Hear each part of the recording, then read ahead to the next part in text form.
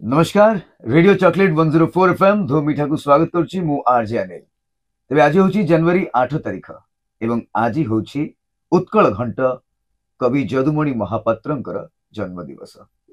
सो आज आमे कथा होची तांको विषय रे काहे कि तांको ना आगरे उत्कल घंट शब्द लागि छी। आपण आजिका डेट रे सुनुथिबे व्हिसिल ब्लोअर ग कथा जो माने आजिका समाज रो खराब जिंस को बाहर को नेकी आछथि लोक मान को सचेतन करूछथि। तो यही व्हिसिल ब्लोअर को कथा सेतबेले 1800 मसीह रे आरंभ कर देथिले जदुमणि सर। कवि थिले, चित्रशिल्पी थिले, निजे कार्पेंट्री मध्य करुथिले, बढ़ई काम करुथिले। ए सबु व्यतीत भी से लोक मान को सचेतन करबा पई सटायर भली कविता लिखुथिले। आसु कवि थिले से, किंतु तांकर से आसु कविता लोक मान को डायरेक्ट हिट करथुला, व्हिसिल ब्लोइंग करथुला एवं सेहिति पई घंट भली समस्तन को मुंडरे सतर्क घंटी बजाउथुला। से उत्कल घंट जदुमणि महापात्र विषय आज कथा आम सहित अच्छा जड़े व्यंग कवि, से जड़े लेखक एवं से निजे गोटे मैगजीन बाहर कर जार ना उत्कल घंट। बहुत रिसर्च कर जदुमणि सर विषय ना डॉक्टर गिरीश रंजन। चलो सहित कथा स्वागत करवा रेडियो चॉकलेट 104 एफएम धोबीटा। सर नमस्कार। नमस्कार, केमती अच्छा सर? बहुत भल अच्छी। आज खुशी लगुच जदुमणि विषय आज आलोचना कर द्वितीयतः जदुमणि विषय प्रायः कम आलोचना, तेणु आप साधुवाद देवी, धन्यवाद देवी। आते आप प्रशंसा कले भी कम हम जहाँ बहुत दिन पर आप जदुमणि को मन पकई। सर आपन को धन्यवाद देवी।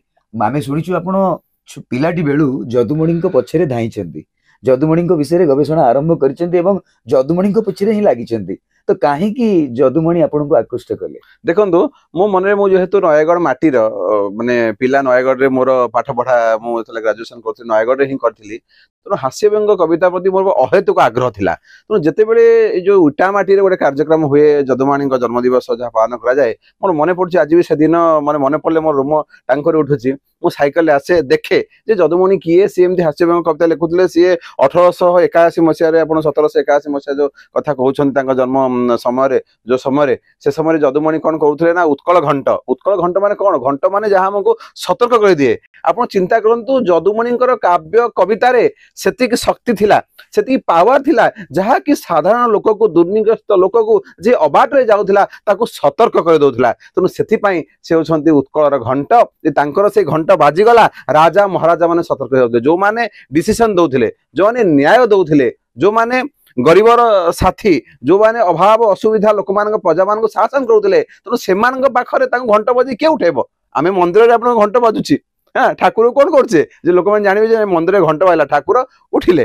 ठाकुर बर्तमान समस्त सुख दुख शुणवे। तेणु भक्त मान बर्तमान बाहरी उठ, ठाकुर को प्रार्थना कर, चलो मंदिर को जीवा। यही तो मंदिर सब घंट बाजी हो, सकाल सकाल मंदिर घंट बाजी। तेणु जदुमणि तांकर कथा बोला, तांकर कविता द्वारा, तांकर जो ठाणी द्वारा कौन कहते जे जीए शासन श्रेष्ठ, जी शासन शीर्ष रे जे राजा, तांको सतर्क करुले जे हे राजा बर्तमान आम आप मन रखु जो जिनसा आम कही पारुने कौन करछे, लिखि दौचे, गीत रे गाई दौचे, जोटा सीधा कही पारुने, व्यंग कौन, हास्य कौन, जोटा आम सीधा कही पारुने, सीधा लिखि पारुने, ताको कविता माध्यम रे कह दौचे। धरंतु गोटे माने झीटीए तार जौवन गोटे प्रेम रे पड़ला, कौन करिवो जेतले से डायरेक्ट कहि पारुनी जे गीतटी डेडिकेट होची मोर सेही प्राण प्रिया को, प्राण प्रिय को, कौन करा जाउची? सर आपण रेडियो रे जो याको जो छंदिले बढ़िया लागला सर। जो डेडिकेटेड करा होची, डेडिकेट माने आपण देखोन तार एसेंस टा होची सेया जे मु डायरेक्ट आपन को अप्रोच करि पारुनी, किंतु ए गीतटी मु डेडिकेट करि दोची। ता माने बुझिया लोक ठीक जगह रे बुझिबो। तेनु जदुमणि को कथा ठीक बुझिया लोक ठीक बुझिबो।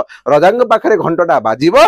मु राजा बहुत समय खाली नयगढ़ राजा नुह, मानधाता कृष्णचंद्र मानधाता सिंहदेव नुह कि दशपल्ला राजा, अनुगुल राजा, से बहुत राजा सभा को जाइछन्ते और बहुत भाव रे कोन प्रशंसा प्राप्त होइछन्ते। काहे गेइछन्ते ना तांकर ए जो कहिबार शैली, तांकर ए जो कथा को एते सुंदर भाव रे से वर्णना कर दियंती राजा मानक पाखरे। आपण राजांग कथा कहिलेनी, मु एठी आपन को रणपुर राजांग कथा पचारिबी। सर रणपुर राजा के संगे कोन हेतला से कहानी? देखंतु जदुमणि तो आरंभ आप जानते अभाव असुविधा माने दिन बीतुला। तो पत्नी कहले एरे बड़ तुम कवि एत राजसभा को जाऊच, आम घरे शीत दिन आस कमल खंडे ना तुम राजा को कहले आसो। तो जदुमणि देखु कवि मान लेख मान स्वाभिमान, स्वाभिमान से सीधा सड़क भाव में जाए अभाव अच्छी मुझे मागी पारे ना, तेणु स्वाभिमान अच्छी एपटे राजा को मागे। दैट इज द टेक्निक के केमी सी हठात गले राजा को देखा करा गले, जो पारिषद बाला नहीं गले जदुमणि आसछन्ती देखा करा। राजा हठात सकाल सकाल शीत दिन है तेणु जदुमणि सुंदर भाव कहला जदुमणि तुम कुआडे कौन पहुंची गल ना आज्ञा भारी जा डरे आपण पाखु पळि आसु भारी जाडरे जाड माने शीत शीत तो ये जो पदे कथा कहले कहला तुम थरुच शीतर तो ये जो पदे कथारू राजा जानिदेले जे तांकर किछि आवश्यक अछि शीत वस्त्र आवश्यक से कंबल कथा कहि नांती से चादर कथा कहि नांती किंतु से कहले जे भारी जा डरे पळे मु आसीछि आपण पाखु भारी जाडरे तने एई भळे जो टेक्निक अप्लाई करी कि से माने राजा माननकु कोन कहले खुशी करूथिले एवं जहा असुविधा थिला से अथवा समाधान करथिले से तनु कहा जीवो जे से जने समाज संस्कारक से समय आपण देखथुवे ना रेडियो चॉकलेट थिला ना टीवी थिला ना कोन थिला किछि नथिला तेणु चिंता करंतु किछि नथिले मध्य जने उत्कल घंट होइतले सारा उत्कलर राजा मानक पाखरे प्रजा मानक असुविधा को पहुंचे पारथले जो माने आज आपण माने संवाद देखंतु साहित्य देखंतु जो देख कोन अभाव असुविधा माने से सो लेखा जाउछि लोक माने पढुछन्ति किबा अथॉरिटी पाखु पहुंचुछि एई तो एई जिंस तेणु जदुमणि से समय से काम करथले तेणु से होछन्ति चिर पूज्य एवं तांको एई मंचर मध्य प्रणाम करियाको कोटी कोटी प्रणाम कले मध्य से माने तांको समकक्ष हबो नाही जहा जहा करिसन्ति तांकर जो अवदान रहिछि ओडिया साहित्य पे हम जेते प्रणाम कले भी अशेष रहिबो आउरी अधिक प्रणाम ताकु लोड़ा अछि एने एति कहबा से जहा जहा काव्य रचि जाइछन्ति से जहा जहा लेखा छाडी जाइछन्ति से सब आम आगामी पीढ़ी को अनेक लाभ प्रदान करी तो सर कोन हेतिला अन्य कथारे अन्य जो कहानी देखंतु जदुमणि बहुत मजालिया थिले आपण देखंतु जे गोटे कथा कहबी जे आपण छोट पिलाटे अछि ताको मन डायरेक्ट मेडिसिन देबे टैबलेट देबे से खाइबो नाही किंतु सेति बापा माने कहते मो रसगोल्ला तक भर्ती कर दियंती तो जदुमणि होती सेही भलिया अच्छा तो थरे राजा कहले जदुमणि ए तमे जने कुकुर जदुमणि बहुत सकारात्मक भाव ग्रहण कले कहले हां महाराज मु कुकुर किंतु महाराज मु आपन गोटे कथा कहबी ना कोन ना प्रभु आपण होछंती तुलसी गछ राजा खुशी हो गले मु तुलसी गछ अरे मु माने ठाकुर पाखे लगी हेबी मु सेवा हेबी मोर बासना अच्छी मोर औषधीय गुण अच्छी तेणु सी निजक बहुत गर्व अनुभव कले एसब भर जो पारिषद वाला जाई कान में कहला कहला महाराज आ जदुमणि आपन सत्य तुलसी गछ कहले कौन खुशी करा ना कौन आप कुकुर कहले से तुलसी गछ कहले आप जानते कुकुर तुलसी गछ उपर परिस्रा करे तेणु राजा विस्मित होते रागिया कथा बट विस्मित होते ज्ञान को तारीफ करते देख को भली भाव शब्दर खंजी शब्द पर खंजी से राजा को मध्य धराशायी कर दौथे तेणु कह जाए जे कौन जे निकिति तौल सान बड़ को आपण पिला बेले शुणी थे निकिति तौल सान बड़ को भारी हुए जो रहे तल को आपण देखंतु राजा जिते जाती जदुमणि एते भल पाती नयगढ़ राजा कृष्णचंद्र मानधता साथी नहीं जाती जे तांकर पथ जो चली कि टाइम पास हो लाग हम तेणु थे चलती चिड़े भी आप निकटस्थ बंधु मान जाती से जाती थे जाऊँच सी राजा बस ना हाथी उपर बस चलती हठात से चिड़ेले जाऊन जदुमणि देख मु हाथी उपर बस तमें तले चली चली जाऊच है ये कहला ये कहले हाँ छामो ठीक कथा आप हाथ में बसंती जे निकिति तौल सान बड़ को भारी हुए जो रहे तल को जेहेतु जदुमणि तले जाऊले से कहले जी ओजनदार झाला जार गारियामय से सब निकिति तल को रही जाए तेणु मु ओजनदार तेणु मु तले चल चल जाऊँगी आपण हल्का तेणु आप हाथी उपर अच्छा तेणु सब जमी मैंने जदुमणि राजा को चिड़ाती और राजा मैंने बहुत खुशी होती जहाँ यथार्थ उत्तर जदुमणि तक्षण दे पारती एवं आउ गोटे सुंदर कथा है जितेबले कहीं भी जदि भ्रमण रे आसती नयगढ़ राजा को राजा पाखक रणपुर राजा दशपल्ला राजा से सब भिन्न अंचल था छोट छोट राजा थिला राजा मैंने सब छोट अंचल को लेकिन अनुगुल पाखे थिला तेणु जदुमणि कौन करते बहुत खुशी कर दिखती समस्त को जदुमणि को दायित्व दि जाए तुम्हें भ्रमण कर नगर देखाओ तुम्हें राजबाड़ी विषय कह तुम्हें राजा विषय कह जदुमणि बहुत मजादार थे सुंदर भाव व्यक्तित्व थिला सुंदर भाव मिसी पारुथिले मीठा कथा कहूथिले तांकर कथार हास्य सब प्रति मुहूर्त हास्य उद्रेक होता तेणु राजा माने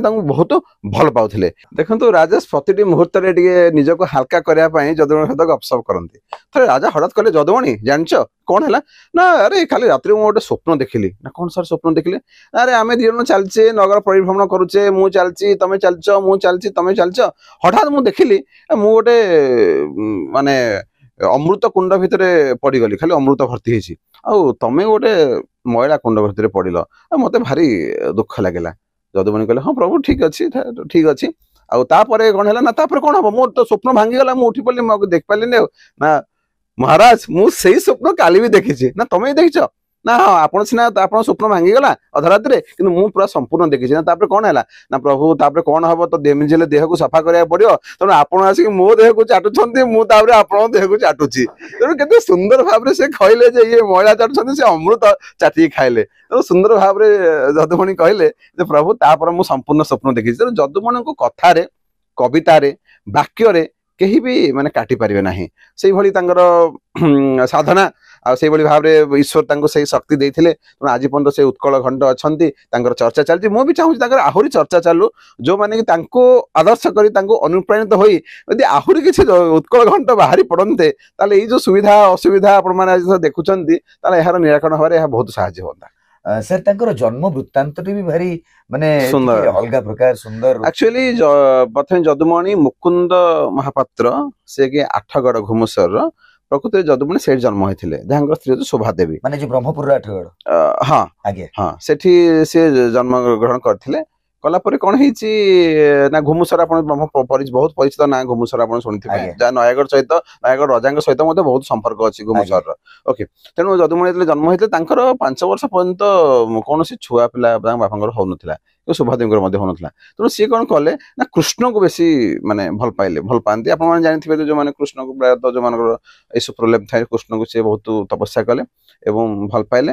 କୃଷ୍ଣଙ୍କର ଆଶୀର୍ବାଦରୁ ଏଇ ଗୋଟିଏ ଛୁଆ ତାଙ୍କର ଜନ୍ମ ହେଲା, ଯଦୁମଣି। ଓକେ, ତେଣୁ ଯଦୁମଣି ଯେହେତୁ ଜନ୍ମଗ୍ରହଣ କରିଥିଲେ, ପରବର୍ତ୍ତୀ ସମୟରେ କଣ ହେଇଥିଲା ନା ତାଙ୍କ ବାପା ଜଣେ ମିସ୍ତ୍ରୀ ଥିଲେ, ଆମର ବଢେଇ ଥିଲେ ଓ କାର୍ପେଣ୍ଟର କାମ କରନ୍ତି। ଓକେ, ତେଣୁକରି ସିଏ ସେଇ କାମ କରିବା ପାଇଁ ନୟାଗଡ଼ ଆସିଥିଲେ। ଏବଂ ଯେହେତୁ ରଜା କଣ କଲେ ନା, ରଜାଙ୍କର ସେ ସମୟରେ ଗୋଟେ ଜଗନ୍ନାଥ ମନ୍ଦିର କରିବାର ଥିଲା। ନୟାଗଡ଼ର ଜଗନ୍ନାଥ ମନ୍ଦିର ସେତେବେଳେ ତିଆରି ଚାଲିଥିଲା। ଇଏ ସେଠି ଆସିଥିଲେ ତାଙ୍କ ବାବା ବଢେଇ ହେବା ପାଇଁ। ତେଣୁ ସେତେବେଳେ ତ ରଜା ମାନେ କଣ କରନ୍ତି ନା, ପ୍ରାୟତଃ ଯୋଉମାନେ ତାଙ୍କର ବିଭିନ୍ନ କାର୍ଯ୍ୟ କରନ୍ତି ସେମାନଙ୍କୁ କିଛି ଜମି ଦେଇ ଗୋଟେ ଜାଗାରେ ସବୁ ଥଇଥାନ କରିଦିଅନ୍ତି। ଓକେ, ତେଣୁ ପାଖରେ ରହିବେ, କାମ ସବୁ କରିବେ। ତେଣୁ ଏତେ ସୁନ୍ଦର ବଢେଇ ଥିଲେ, ତାଙ୍କର କାରୁକାର୍ଯ୍ୟ ସୁନ୍ଦର ଥିଲା, ଜଗନ୍ନାଥ ମନ୍ଦିର ଗଢୁଥିଲେ। ତେଣୁ ଇଟାମାଟିରେ ତାଙ୍କୁ ରହିବା ପାଇଁ ବାସସ୍ଥାନ ଦେଇ ତାଙ୍କ ବାବା ସେଠି ବଢେଇ ଭାବରେ କାର୍ଯ୍ୟ କଲେ। ତାପରେ ଯଦୁମଣି ସେଠି ବଡ ହେଲେ, ତାଙ୍କର ଶିକ୍ଷା ଲାଭ କଲେ, ହେଲା, ଏସବୁ ଯେତେବେଳେ କଲେ ଯଦୁମଣିଙ୍କର ଗୁଣ ତାପରେ ଆସ୍ତେ ଆସ୍ତେ ସେଇଠୁ ମାନେ ବଢିଛି। ତେଣୁ ଆମେ ଇଟାମାଟିଙ୍କୁ, ତାଙ୍କ ଜନ୍ମ ଯଦିଓ ସେଠି ହେଇଥିଲା, କିନ୍ତୁ ତାଙ୍କର ଲାଳନ ପାଳନ, ତାଙ୍କର ଶିକ୍ଷା ବୃତ୍ତି ଏସବୁ ଇଟାମାଟିରେ ହେଇଥିଲା। ଏବଂ ରଜାଙ୍କ ସହିତ ତାଙ୍କର ବହୁତ ଭାବରେ ମାନେ ସେ ଜଡିତ ଥିଲେ। ସେଠୁ ତାଙ୍କର କାବ୍ୟ କବିତା ଏସବୁ ଜିନିଷ, ତାପରେ ସିଏ ହୟଗ୍ରୀବଙ୍କୁ ତପସ୍ୟା କରି ନିଜର ଯୋଉ ଶାଣିତ ହାସ୍ୟ ବ୍ୟଙ୍ଗକୁ, ମାନେ ଆପଣ ହିସାବ କରନ୍ତୁ, ସେ ମଶାଣି ଯାଇକି ହୟଗ୍ରୀବଙ୍କୁ ପୂଜା କରନ୍ତି। ତାଙ୍କ ପାଖରେ ତ ଏତେ ଜ୍ଞାନ ଥିଲା, ପୁଣି ତପସ୍ୟା କାହିଁ କରୁଥିଲେ? ଦେଖନ୍ତୁ, ଯେମିତି କୁହାଯାଏ, ଶାରଳାଙ୍କ ଆଶୀର୍ବାଦରୁ ଶାରଳା ଦାସ ଆଜି ବିଶ୍ୱବିଦିତ।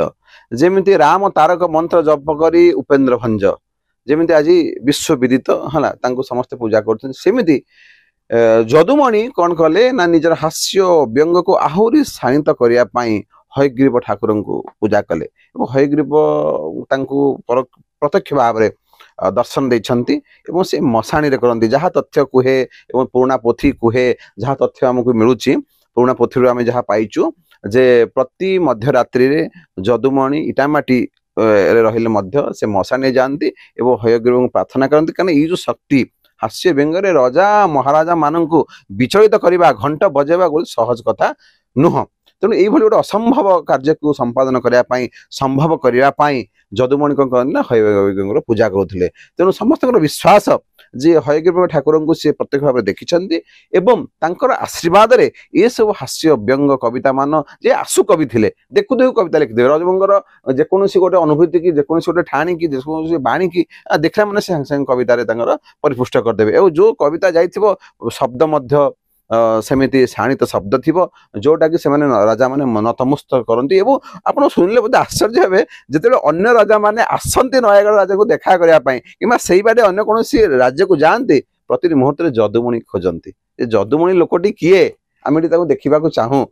ସେ ନୟାଗଡ଼ ରାଜାଙ୍କ ପାଖରେ ଅଛନ୍ତି। ତେଣୁ ଏତେ ବଡ ସୁନ୍ଦର ସ୍ୱଭାବ ତାଙ୍କ ପାଖରେ ଥିଲା। ତେଣୁ ଏହା ଅନୁଭବ କରାଯାଏ ଯେ ହୟଗ୍ରୀବ ହିଁ ତାଙ୍କର ଆଶୀର୍ବାଦର ପ୍ରତୀକ। ସାର୍, କେମିତି ଅନୁପ୍ରାଣିତ ହେଲେ ଯଦୁମଣିଙ୍କର ଯୋଉ ଲେଖା ସବୁ ପ୍ରତି? ସିଏ ଯେମିତିଆ ଲେଖା ଲେଖୁଥିଲେ, ବିସ୍ଫୋଟକ ଲେଖା, ସେମିତିଆ ଲେଖା ଲେଖିଲେ ତ ସମାଜରେ ଲୋକ ରଖେଇ ଦେବେନି। ମୁଁ ସେଇ ମହାନ ଆତ୍ମାକୁ ପୁଣି ଥରେ କୋଟି ପ୍ରଣାମ କରୁଛି। ମୁଁ ଯଦି ଗୋଟିଏ କଥା କହିବି ଯେ ତାଙ୍କ ପାଇଁ ହିଁ ଆଜି ମୁଁ ହାସ୍ୟ କବି କୁହନ୍ତୁ, ବ୍ୟଙ୍ଗ କବି କୁହନ୍ତୁ, କିମ୍ବା ଓଡ଼ିଶା ବାହାରେ ବିଭିନ୍ନ ଜାଗାରେ ମଞ୍ଚ କାର୍ଯ୍ୟକ୍ରମ ଏବଂ ଯାହା ଟିକେ ଗୋଟେ ସ୍ଥାନ ଗ୍ରହଣ କରିଛୁ। କାହିଁକି ନା ପ୍ରଥମେ ମୁଁ ମୋର ଶିକ୍ଷା ଆପଣଙ୍କୁ କହିଛି ନୟାଗଡ଼ରେ ପ୍ରଥମେ ଆରମ୍ଭ କରିଛି। ନୟାଗଡ଼ରେ ପ୍ରଥମ କରି ଭେରି ଚୁମ୍ବକରେ ମୁଁ ଆପଣଙ୍କୁ କହୁଛି, ନୟାଗଡ଼ରେ ପଢିଲି, ମତେ ଗୋଟେ ହଷ୍ଟେଲ ଦିଆଗଲା ହେଲା, ଗୋଟେ ହଷ୍ଟେଲ ଯୋଉଠି 12 ଜଣ ଲୋକ ମାନେ ପିଲା ଏକାଥରେ ରହିବେ, ମାନେ ଫାର୍ଷ୍ଟ ଇୟର ଷ୍ଟୁଡେଣ୍ଟ ମୁଁ ସେଠି ରହିବି। ତ ମୁଁ ହଷ୍ଟେଲ ଦେଖିଲି ଯେ ହଷ୍ଟେଲ ଆପଣ ଦେଖିବେ ତାର ଝରକାରେ କଣ ଥିଲା ନା ସବୁ କାର୍ଟୁନ ମରା ହେଇଥିଲା, କବାଟର କିଛି ଡୋର ନଥିଲା। ତେଣୁ ମୁଁ ଲେଖିଲି ସେଟା ଯଦୁମଣି, ହଷ୍ଟେଲ ନାଁ ହଉଛି ଯଦୁମଣି ଛାତ୍ରାବାସ। ଆପଣ ଚିନ୍ତା କରନ୍ତୁ କେତେ ପ୍ରଭାବ। ମୁଁ କାହିଁକି ଯଦୁମଣି ଲିଙ୍କ କରୁଛି ନା ସେଇଠି ଯଦୁମଣିଙ୍କ ପ୍ରଭାବ ମୋ ଉପରେ ପଡିଥିଲା। ଯଦୁମଣି ଛାତ୍ରାବାସର ସେ ଯୋଉ 12 ନମ୍ବର ରୁମରେ ମୁଁ ରହିଥିଲି, ମୁଁ ଲେଖିଲି ମୁଁ ନୟାଗଡ଼ କଲେଜର ଯଦୁମଣି ହଷ୍ଟେଲ, ମୋ ନଳକୂପ ମାରିଦେଲେ ବାହାରୁଛି ଡିଜେଲ, ହାତୀ ଗୁମ୍ଫା ରାଣୀ ଗୁମ୍ଫା ପରି ମୋର ଝରକାର ମଡେଲ, ମୁଁ ନୟାଗଡ଼ କଲେଜର ଯଦୁମଣି ହଷ୍ଟେଲ। ରୁଖି ପାହାଡ କୋଳରେ ହୋଇ ଅଛି ଯେ ପ୍ରସବ, ସାପ ବେଙ୍ଗ ବିଛା ସବୁ ମୋ ବାନ୍ଧବ, ଲେଡିଜ ହଷ୍ଟେଲ ଆଉ ଶାଗୁଆନ ବଣ, ମୋ ସାହି ପଡିଶା ଭାବୁଛନ୍ତି ବିଦ୍ୟମାନ। ଆଉ ହଷ୍ଟେଲରେ ଯେବେ ହୁଏ ଫଙ୍କସନ କି ୱେଲକମ ମିଟିଂ, ଆମ ହଷ୍ଟେଲ ପିଲା ଗଛ ଚଢି କରନ୍ତି ଭିଡିଓ ସୁଟିଂ। ଗଛ ଚଢି ହୁଅନ୍ତି କେତେ ରାମ୍ପୁଡି, ଭୟ ନାହିଁ ଜମା କାମୁଡନ୍ତୁ ପଛେ ବିଛାକୁ ପିମ୍ପୁଡି। ହଷ୍ଟେଲର ବାଥରୁମ ଭାବେ ଅଛି ଗୋଳିଆ ପାଣିର ପୋଖରୀ, ସେ ତ ମଶାଙ୍କର ରଣଭୂମି କୁଣି କାଛୁ କୁଣ୍ଡିଆ ନଗରୀ। ପିଲାଙ୍କୁ ଦିଏ 12 ମାସେ 13 ଉପହାର, ମ୍ୟାଲେରିଆ ଟାଇଫଏଡ କେତେ ଯେବେ ମାରି। ତେଣୁ ଏଇଭଳି ସୁନ୍ଦର ପଦମାନ ମୁଁ ଆହୁରି ମୁଁ ସେଇ କଥାକୁ ଆସୁଛି ଯେ ଯଦୁମଣି ହଷ୍ଟେଲରେ ମୁଁ ଯଦୁମଣିଙ୍କ ପ୍ରଭାବରେ କବିତା ଲେଖିଲି। ଏଇ କବିତାର ଯୋଗକୁ କଣ ହେଲା ନା ଆମର ବର୍ଣ୍ଣାଳୀରେ ଛାପିଗଲା, ଗୋଟେ ଆମର ମାଗାଜିନ ହଉଛି ସେଟା ଛାପିଗଲା। ଛାପିଗଲା ପରେ ମୁଁ ଫାର୍ଷ୍ଟ ଇୟର ଷ୍ଟୁଡେଣ୍ଟ, ମତେ ହଷ୍ଟେଲ ପ୍ରିନ୍ସିପାଲ ବରାଗୀ ଚରଣ ପରିଡ଼ା ଥିଲେ, ଆମର ଜଣେ ସାର୍ ଅଛନ୍ତି ବାବୁ ଚନ୍ଦ୍ର, ପଚାର କଲେ ସେ ପିଲାକୁ ଡାକିଲ। ମୁଁ ବହୁତ ଭୟଭୀତ ହେଇଗଲି, କବିତା ଲେଖିଛି ମତେ କଣ ଡାକିଛନ୍ତି, କଣ ଭୁଲ ଭାଲ ହେଇଗଲା କି? ସେ ସମୟରେ ମୁଁ ତ ସାଇନ୍ସ ବିଭାଗର ଛାତ୍ର ଥିଲି, ଓଡିଆରେ କବିତା ଲେଖିଲି। ମୁଁ ଡାକିଲି, କହିଲେ କବିତା ତମେ ଲେଖିଛ? ଆଉ ଗୋଟେ ମେଜର ସାର୍ ଥିଲେ, ତାଙ୍କୁ ଫଟାଫଟ ଡାକିଲେ, ସେ ଅଛନ୍ତି ସୁପରିଟେଣ୍ଡେଣ୍ଟ ହଷ୍ଟେଲର। କହିଲେ ଆରେ ଏସବୁ ସତ କଥା, ଘଟଣା ହଉଛି ନା? ହଁ ସତ କଥା, ସବୁ କାର୍ଟୁନ ଲାଗିଛି ଲାଗିଛି। କହିଲେ ପାଣି ନଳକୂଅରେ ଯୋଉମାନେ ଆପଣ ଭେଟିଥିବେ, ଯୋଉମାନେ ନୟାଗଡ଼ କଲେଜ ଷ୍ଟୁଡେଣ୍ଟ ଥିବେ, ସେ ନଳକୂଅରୁ ନାଲି ହେଇ ପାଣି ବାହାରେନି, ଆମେ ପୋଖରୀରେ ଗାଧାଉ, ଏସବୁ ସତ କଥା। ତ ଇମିଡିଏଟଲି ପାଣି ସପ୍ଲାଏ କରାଗଲା ହେଲା, ଗୋଟେ କୁଣ୍ଡ, ଯଦି ଇମିଡିଏଟଲି କରାଗଲା ଗୋଟେ କୁଣ୍ଡ କରାଗଲା, କୁଣ୍ଡଟା ସପ୍ଲାଏ ପାଣିଟା ଆସି ରହିବ, ପିଲାମାନେ ସେଠି ଗାଧେଇବେ। ଦ୍ୱିତୀୟତଃ ଝରକା ମରାମତି କରାଗଲା, ଏ ଯୋଉ ଆମ କାର୍ଟୁନ ଦେଇକି ସବୁ ସେଲୋ ଟେପ କାର୍ଟୁନରେ ତାକୁ ବନ୍ଦ କରିଥିବୁ, ସେଠି ବନ୍ଦ କଲୁ। ତେଣୁ ଏଇ ସବୁ ଜିନିଷ କିଛି ପରିବର୍ତ୍ତନ ଆସିଲା ଏବଂ ପିଲାମାନେ ଭିତରେ ଗାଧେଇ ପାରିବେ, ଏସବୁ ଜିନିଷ କରିବେ। ତେଣୁ ମୁଁ ଚିନ୍ତା କଲି ଯେ ଯାହା ହଉ ଯଦୁମଣିଙ୍କ ହଷ୍ଟେଲରେ ଯଦୁମଣିଙ୍କ ପ୍ରଭାବରେ ଏ କବିତାଟା ମୋର ବହୁତ ମାନେ ବ୍ୟଙ୍ଗ ହାସ୍ୟ ବ୍ୟଙ୍ଗ କବିତାର ପ୍ରଭାବ ପଡିଲା ଏବଂ କିଛି ପରିବର୍ତ୍ତନ ହେଲା। ସେ ଦିନଠୁ ମୋର ମନରେ ଆହୁରି ଆଗ୍ରହ ସୃଷ୍ଟି ହେଲା ଏବଂ ମୁଁ ସେଇଥିପାଇଁ ତ କହିଲି ଯେ ଯଦୁମଣିଙ୍କ ବିଷୟରେ ଜାଣିବା ପାଇଁ ଗୋଟେ କ୍ୟୁରିଓସିଟି ଆସିଲା ଯେ ଯଦି ଏତେ ପ୍ରଭାବ, ତେଣୁ ସେ ସମୟରେ ପ୍ରଭାବ କରିଛନ୍ତି ମାନେ ଠିକ କରିଛନ୍ତି। ତେଣୁ ମୁଁ ସଦାବେଳେ ଯାଏ ଯଦୁମଣିଙ୍କର ଯୋଉ କାର୍ଯ୍ୟକ୍ରମ ହୁଏ ସବୁ ଦେଖେ, ତାଙ୍କ ବିଷୟରେ କିଛି ବହି ପୁସ୍ତକ ଆଣେ, ପଢେ। ଆଉ ମତେ ଖୁସି ଲାଗେ, ମୋର ବହୁତ ଇଚ୍ଛା ଥିଲା ଯେ ଯଦୁମଣି ଗୋଟେ ପ୍ରସାର ପ୍ରଚାର କରିବା ପାଇଁ। ତେଣୁ ଉତ୍କଳ ଘଣ୍ଟ ବୋଲି ମାଗାଜିନ ର ସ୍ୱପ୍ନ ନେଲି, ଏସବୁ ଚାଲିଛି। ଆଉ ଯୋଉ ଯୁବକ ମାନେ ଯଦୁମଣିଙ୍କ କାମ କରିବା ପାଇଁ, ଯେମିତି ରୋହନ ତାଙ୍କର ଯିଏ ବଂଶଧର, ସେ ମତେ ବହୁତ କାର୍ଯ୍ୟକ୍ରମ କରୁଛନ୍ତି, ତାଙ୍କର ୟୁଟ୍ୟୁବରେ ଗୋଟେ କାର୍ଯ୍ୟକ୍ରମ କରୁଛନ୍ତି, ବହୁତ ଖୁସି ହୁଏ ଏବଂ ତାଙ୍କୁ ଉତ୍ସାହିତ କରେ ଯେ କିଛି କର ତମେ। ମ୍ୟାଗାଜିନ୍ ଅଛି ଯାହାର ନାଁ ହଉଛି ଉତ୍କଳ ଘଣ୍ଟ, ଯାହାକୁ ଡକ୍ଟର ଗିରୀଶ ରଞ୍ଜନ ସାର୍ ପ୍ରକାଶିତ କରିଛନ୍ତି। ଏବଂ ଏଥିରେ ଉତ୍କଳ ଘଣ୍ଟ ଯେତେବେଳେ ନାଁ ଦିଆଯାଇଛି, ତାଙ୍କ ସହିତ ଲିଙ୍କ ତ ଥିବ। ପ୍ରଥମ ପୃଷ୍ଠାରେ ମାନେ ଯୋଉ କଭର ପେଜରେ ଯାହା ଲେଖା ଯାଇଛି, ଧନୁ ମାସ ହେଲା ହନୁ ନ ଚଳିଲା କାହିବାକୁ ବଡ ଲାଜ, ମୁଁ କରିଅଛି ମୁଆଁ ଖାଇବାକୁ ଦେବା ହେଉ ମହାରାଜ। ଏଠି କହିବାକୁ ବୋଧେ ଏଇଟା କହିବାକୁ। ତ ସାର୍ ୟା ମାନେ କଣ, ଏଇ ଯୋଉ ଲେଖାଟାର ମାନେ କଣ? ଏଇଟା ହଉଛି ଯେକୌଣସି ଲୋକ ଭାବିବ ଯେ କଣ କରିବା ପାଇଁ, ଯେ ବୋଧେ ଯଦୁମଣିଙ୍କର ମାନେ ମୁଆଁ ଖାଇବାକୁ ଇଚ୍ଛା ଥିଲା।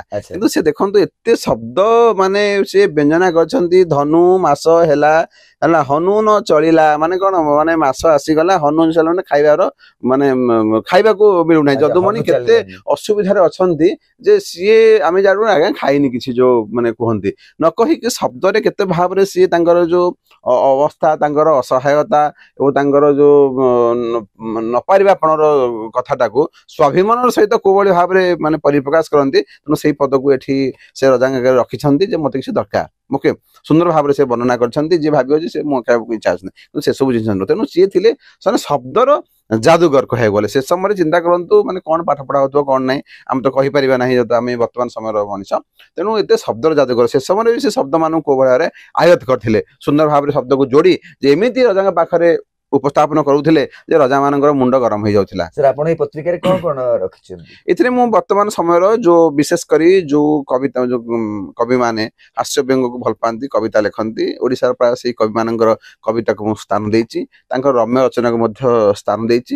ତା ସହିତ ଯୋଉମାନେ ଗବେଷଣା କରୁଛନ୍ତି ନୟାଗଡ଼ରେ ଧରନ୍ତୁ, ଯୋଉମାନେ ଗବେଷଣା ତାଙ୍କର ଗବେଷଣା ମୁକ୍ତ କୁ ସ୍ଥାନ ଦେଇଛି, ଅନେକ ଲେଖାକୁ ମଧ୍ୟ ମୁଁ ସ୍ଥାନ ଦେଇଛି ଯେ ଯଦୁମଣିଙ୍କର କିନ୍ତୁ ପ୍ରଚାର ପ୍ରଚାର ହବ ଏବଂ ଲୋକ ଏଇଟା ପଢିଲେ ଜାଣିପାରିବେ ଯେ ଯଦୁମଣି କେମିତି କବି ଥିଲେ ଏବଂ ରଜାଙ୍କ ପାଖରେ ଯେମିତି ହାସ୍ୟବ୍ୟଙ୍ଗ ପହଞ୍ଚିଲେ ସେମିତି ଆମେ ଏମିତି କଟାକ୍ଷ କରିବା କାହାକୁ, ମାନେ ସରକାରଙ୍କୁ ଡାଇରେକ୍ଟ ମାନେ କୌଣସି ଜିନିଷ କହିବା ନାହିଁ, କିନ୍ତୁ ଗୋଟେ କବିତା ଲେଖିଦବା ସରକାର ବୁଝିଯିବେ ହେଲା, ତାପରେ କଣ ହବ ନା ତାର ପରିବର୍ତ୍ତନ ଆସିବ। ଆଜିକାଲି ତ ସାର୍ ସୋସିଆଲ ମିଡିଆ ହେଇଗଲାଣି, ସମସ୍ତେ ସୋସିଆଲ ମିଡିଆରେ ପ୍ରକାଶ କରିଦେଉଛନ୍ତି ନିଜର ଭାବନା ଗୁଡାକ, ନିଶ୍ଚୟ ଭାବରେ ତା ଉପରେ କାର୍ଯ୍ୟକାରୀ ହେଇଯାଉଛି, ତାପରେ ଟ୍ୱିଟ୍ କଲେ ବି ଚାଲୁଛି ହେଲା, କିନ୍ତୁ ଟ୍ୱିଟ୍ କୁ ଯଦି ଯଦୁମଣିଙ୍କ ଭାଷାରେ ଟ୍ୱିଟ୍ ଆଉ ଟିକେ କରାଯିବ ସେ ଆହୁରି ମାନେ ସେ ଆଉ ଗୋଟିଏ ବହିଟି ବି ଲେଖିଛନ୍ତି, ସେ ବହିର ନାଁ ହଉଛି ବ୍ୟଙ୍ଗ ବାରୁଦ। ଟିକେ ପୂର୍ବରୁ ଆମେ ବମ୍ କଥା କହୁଥିଲେ, ଏଇ ଯୋଉ ଘଣ୍ଟ ହୁଇସିଲ ବ୍ଲୋଇଂ ଏସବୁ କେମିତି ବମ୍ ପକେଇ ପାରେ, ବା ସେଇଥିପାଇଁ ସେ ତାଙ୍କର ବ୍ୟଙ୍ଗକୁ ବାରୁଦ କରିଦେଇଛନ୍ତି। କାହା ଉପରେ ଫୁଟେଇଛନ୍ତି ସାର୍ ଏ ବାରୁଦ? ଦେଖନ୍ତୁ ଇଏ ସୁନ୍ଦର ନାମକରଣ ହେଇଛି ବ୍ୟଙ୍ଗ ବାରୁଦ। ବାରୁଦ ନଥିଲେ ଆପଣ ସେ କଣ ଗୁଳି କୁହନ୍ତୁ, ସେ ବମ୍ କୁହନ୍ତୁ, କିଛି ବି ଫୁଟି ପାରିବ ନାହିଁ। ତେଣୁ ଇନଗ୍ରିଡିଏଣ୍ଟସ ହେଲା ବାରୁଦ, ତେଣୁ ଏଥିରେ ଯାହା ଅଛି ସବୁ ବାରୁଦ ଅଛି। ଓକେ, ବାରୁଦ ମାନେ ଆମେ ବିଭିନ୍ନ ଅବ୍ୟବସ୍ଥାକୁ ଏଥିରେ ଆମେ ସମାଲୋଚନା କରିଛୁ ଆଉ ସେଥିରେ ଦେଇଛୁ ହାସ୍ୟ ବ୍ୟଙ୍ଗର ଛୁଙ୍କ ଦେଇଛୁ। ଓକେ, ଛୁଙ୍କଟା ଦେଲେ ଆପଣଙ୍କୁ ଇଚ୍ଛା ଲାଗିବ, ସୁନ୍ଦର ଲାଗିବ, ଖାଇବେ। ଓକେ, ଏବଂ ତାର ମଜାଟା ଆପଣ ନେବେ। ତେଣୁ ଗୋଟିଏ ମାତ୍ର ଆର ଭିତରେ ଯୋଉ କବିତା ଅଛି, ମୁଁ ଛୋଟ ଛୋଟ କବିତା କହୁଛି, ମୋର ନିଜସ୍ୱ ବହି ବ୍ୟଙ୍ଗ ବାରୁଦ। ଆଉ ସ୍ତ୍ରୀଟି ମୋର ଡଉଲ ଡାଉଲ ଖାଣ୍ଟି ଆଧୁନିକ ଝିଅ, ଏ ମଡର୍ଣ୍ଣ ହାୱା ବାଜିଲା ଯେନ୍ତୁ ଉଠୁଛି ଚାହାର କୋହ, ଯେବେ ସିଏ ଚାହିଁ ଦିଏ ଆଖି ତାର କରି ଟିମା ଟିମା, ମୋ ଆଗପଟେ ଭୂମିକମ୍ପ ପଛପଟେ ଫୁଟିଯାଏ ବୋମା, ଆଳୁ ଚୋପା ବିରି ଚୋପା ମୁହେଁ ବୋଳି ଯେବେ ସିଏ ହସେ, ଭୂମିକମ୍ପ ଫାଟ ପରି ମୁହଁ ତାର ଦିଶେ।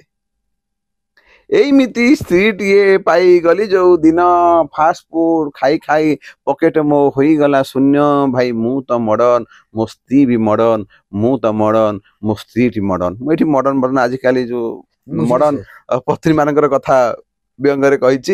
ଘରଣୀର ଜନ୍ମଦିନ ମନ ଟିକେ କରିବାକୁ ଖୁସି, ପାଖରେ ବସି ଟିକେ ହସି କହିଲି ପ୍ରିଏ, ତୁମ ଘନ କଳା କେଶ ସବୁଠୁ ସୁନ୍ଦର, କି ସାମ୍ପୁ ମାରୁଛ କରୁଛ ହୁନ୍ଦର, ଉପହାର ଆଣିଛି ମୁଁ ତୁମ କେଶ ପାଇଁ।